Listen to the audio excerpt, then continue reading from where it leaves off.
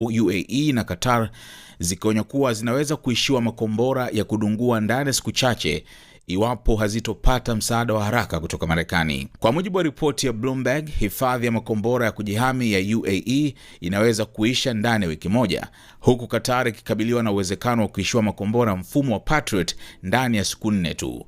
Doha na Abu Dhabi zimeripotiwa kuomba msaada wa dharura wa kijeshi kutoka Marekani ili kukabiliana na mashambulizi yanayoendelea ya makombora na drone kutoka Iran. Wachambuzi wa masuala ya ulinzi wanasema uwezo wa Marekani, Israel na mataifa muhimu ya Kiarabu katika Ghuba kuendeleza operesheni za ulinzi wa makombora sasa unategemea kwa kiasi kikubwa akiba inayopungua kwa kasi.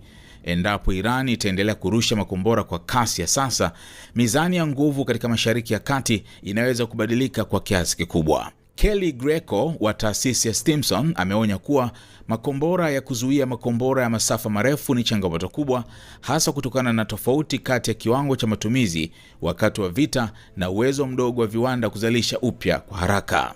Kamanda wa zamani wa jeshi la wanamaji wa Israel, Eyal Pinko, amesema hali hiyo ni vita vya wazi vya kuwania uhai, akimaanisha kuwa mkakati wa Iran si tu kusababisha uharibifu haraka, bali kuchosha na kumaliza akiba za ulinzi za muungano. Iran imekuwa ikirusha makombora ya masafa marefu, makombora ya cruise na drone kwa pamoja dhidi ya Israel na nchi za Ghuba zikiwemo Qatar, UAE, Saudi Arabia, Kuwait na Bahrain.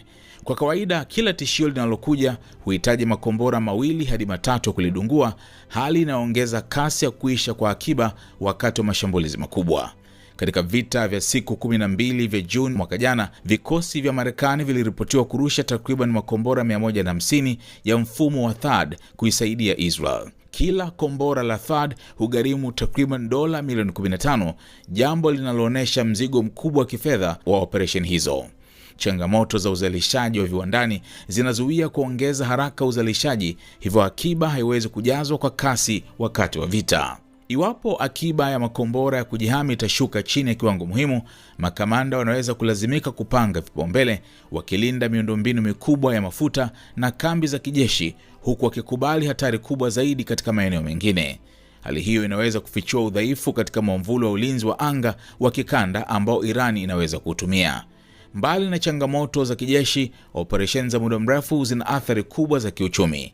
Ripoti za awali zilionyesha kuwa kukabiliana na mashambulizi ya Iran kunaweza kugharimu zaidi ya dola bilioni 1 ndani ya saa chache.